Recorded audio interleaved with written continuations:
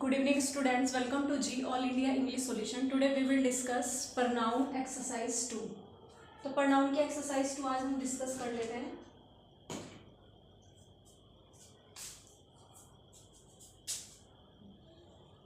Part 3 तो कल ही complete हो गया था. Each one must do one's duty.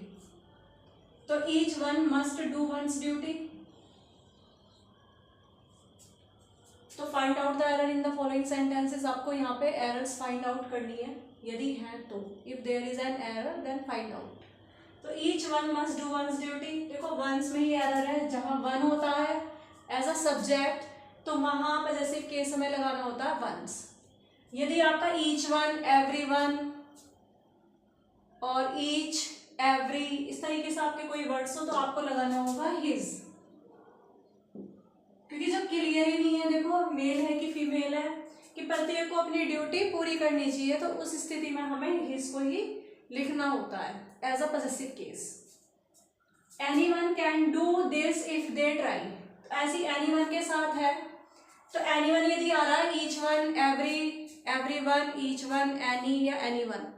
तो यदि एनीवन है तो हमें क्या लिखना होगा.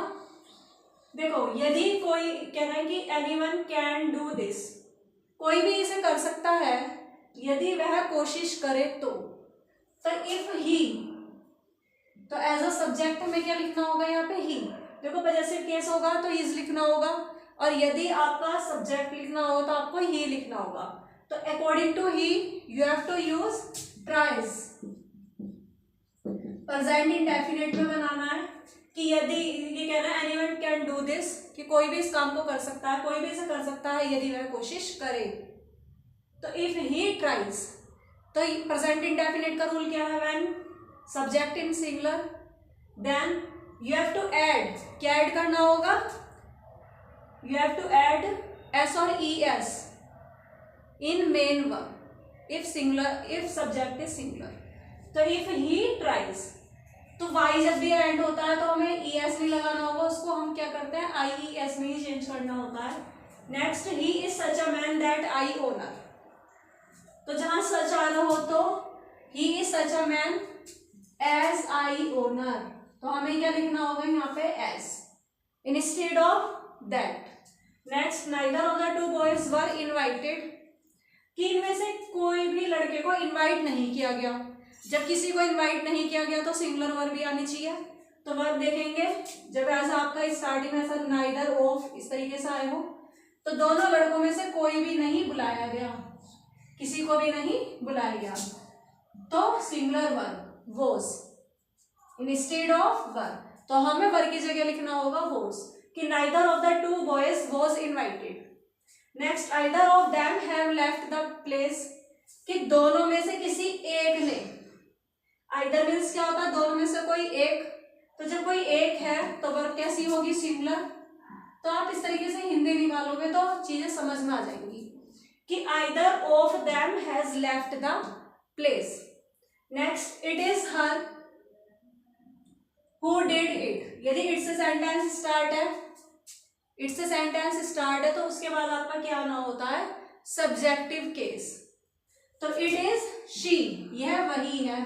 जब बात को बहुत ज्यादा जोर देकर कह रहे हो कि इट इज शी, यह वही है जिसने यह किया.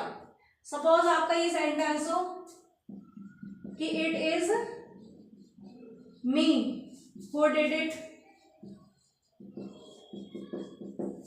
तो हमें मी की जगह क्या लिखना होगा इट इज आई. तो इट प्लस सब्जेक्टिव केस तो it is I who did it. Next These pens are for you and me. मी होगा यहाँ पे आई नहीं होगा. देख लीजिए preposition and verbs plus objective case. कभी भी इसका सेंटेंस में आ रहा हो प्रीपोजिशन या वर्ब और उसके बाद आपको लिखना होगा क्या लिखना होगा एज अ सब्जेक्ट नहीं लिखना होगा objective case of a pronoun आपको लिखना होगा These pens are for you and me. देखो यहाँ फोर आ रहा है तो दिस इज अ प्रीपोजिशन तो for you and me. Next Ravi Heera, sorry Heera इसे हीरा कर लेना। Ravi, Heera and Honey cheated each other. जब बात दो से ज्यादा की हो तो one another, not each other. तो one another is used for more than to.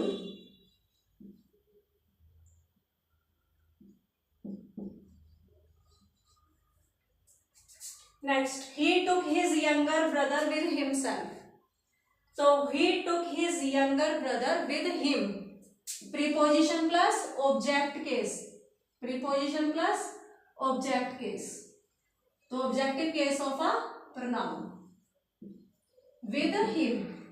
So what is the objective case of a pronoun of himself? This is a reflexive pronoun and no need of reflexive pronoun after preposition. So you have to use after preposition objective case of a pronoun. I have lost the pen, they were very costly. I have lost the pen, मैंने pen खो दिया है। तो pen is a singular, that's why we have to use it instead of they. तो it was, according to it we have to use was, singular verb. तो I have lost the pen, it was very costly. तो आपकी जो starting में जैसे pen लिख दिया तो अब दोबारा पेन ना लिखने की जगह हमें क्या करना होगा, प्रोनाउन यूज करना होगा।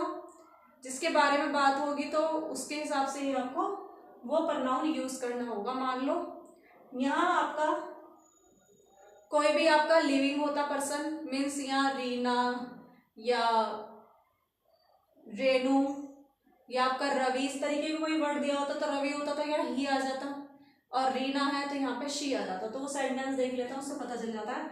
Nothing is settled isn't it, this is a question tag. तो नथिंग इज सेटल्ड, कुछ भी सेटल नहीं हुआ, इजंट इट, क्या यह हुआ है, तो क्या निकलना चाहिए, क्या यह हुआ है। तो इज इट, तो नो नीड ऑफ नॉट, तो इज इट। देख लीजिए, नथिंग इज अ, क्या ये नेगेटिव एक्सप्रेशन है, तो नो नीड ऑफ नॉट।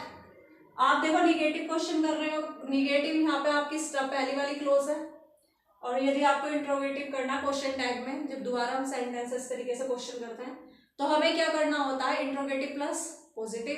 यदि पॉजिटिव है तो इंट्रोगेटिव प्लस निगेटिव। कहीं कहीं रूल चेंज भी है, मैं आपको बता देती हूँ जैसे ही आएंगे। तो nothing is settled is it, तो यहाँ पे क्या करना होगा, is it. Next, both of them are not going there, both का भी यूज हो रहा है, मीन्स दोनों के लिए है, दो की बात करी जा रही है, और नोट भी आ रहा है आपका। तो इस कंडीशन में आपको क्या यूज करना है, यदि बोथ प्लस नोट भी दे रखा हो तो आपको पता है दो के लिए क्या यूज करते हैं, आइदर भी और नाइदर भी, लेकिन नेगेटिव के लिए हम क्या यूज करते हैं, नाइदर। तो हमें क्या लिखना होगा यहाँ पे, neither. Neither of them, NEITHER, instead of both. Neither of them is, तो according to neither we have to use is, तो neither of them is, तो no need of not। और यदि neither शुरू में लगा रहे हैं तो हमें वर्ब कैसे लगानी होगी आपको, सिंगुलर। तो उनमें से कोई भी वहां नहीं जा रहा है, तो जब कोई नहीं जा रहा है तो हमें वर्ब कैसे लगानी होगी, सिंगुलर। तो neither of them is going there.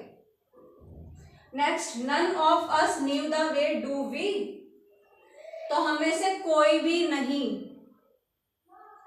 है ना, हमें से कोई भी नहीं उस रास्ते को जानता, हमें से किसी को भी उस रास्ते के बारे में नहीं पता। This is a question tag, तो नहीं पता, this is past indefinite tense. तो क्वेश्चन टैग में हमें क्या करना होगा, डिड वी, क्योंकि निगेटिव सेंटेंस है तो हमें क्या करना होगा, interrogative plus positive. Past indefinite है तो पास्ट में ही हमें बताना होगा। तो none of us knew the way, did we, not do we. Let's watch a movie, can we, कि let's watch a movie, चलो मूवी देखें। यदि इस तरीके का सेंटेंस हो, let's मतलब होता है let us, पूरी फुल फॉर्म क्या है इसकी, जो फुल फॉर्म क्या है इसकी, लेट अस। तो अस के अकॉर्डिंग हम सब्जेक्ट केस लगाएंगे तो हमारा वी होगा, देख लीजिए क्या होगा हमारा वी। तो वी के अकॉर्डिंग हमें देखो ये बनाना होता है फ्यूचर इंडेफिनिट टेंस में। किसमें बनाना होगा? फ्यूचर में। ये क्योंकि कह रहे हैं चलो मूवी देखने चले, प्रपोज कर रहे हैं, एक तरह से प्रस्ताव रख रहे हैं कि क्या हम चलेंगे, फिर इस तरीके से रहेगा क्या हम चलेंगे। तो अकॉर्डिंग टू वी हमें क्या लिखना होगा? Shall we. यदि यहाँ पे क्या होता आपका कुछ और होता, ही या शी, तो हम विल ही और विल शी कर लेते। यहाँ पे क्या है आपका वी, तो इसके अकॉर्डिंग क्या कर लेंगे? Shall we. तो no need of can. Next, you need to start earlier, does you, this is a question tag. इस तरीके के क्वेश्चन पूछे जाते हैं। तो you need to start earlier, does you, तो तुम्हें पहले से ही स्टार्ट करने की जरूरत है, तो पहले से ही स्टार्ट शुरू करने की जरूरत है।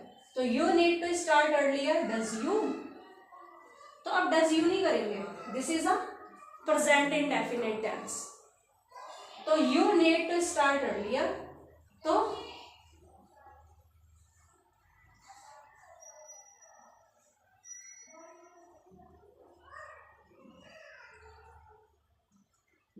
तुम्हें पहले से स्टार्ट करने की जरूरत है। तो डोंट यू, क्या तुम्हें आवश्यकता नहीं है, तो क्या लिखेंगे? Don't you. You need to start earlier, present indefinite tense है, आपका पॉजिटिव है, तो इंट्रोगेटिव प्लस नेगेटिव होगा डोंट यू। और ये क्वेश्चन आए हुए हैं प्रीवियस ईयर में, अच्छे से देख लेना। द कमेटी स्पेलिंग कई बार पूछी गई है। कमेटी की स्पेलिंग COMMITTEE, डबल एम 2 बार है। देखो एक बार ये डबल एम है, एम को रिपीट किया गया है, टी को भी डबल किया गया है, डबल टी और double E, double M double T double E. Committee की स्पेलिंग कई बार आ चुकी है।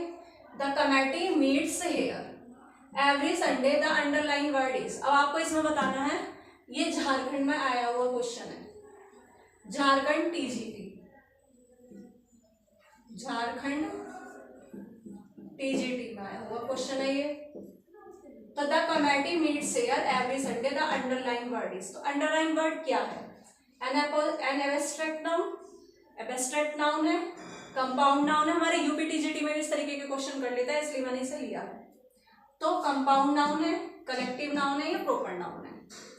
तो what is the correct answer? Answer is collective noun, committee. तो committee is a collective noun, तो option 3 is correct. Thanks for watching this video. Please like, subscribe and share.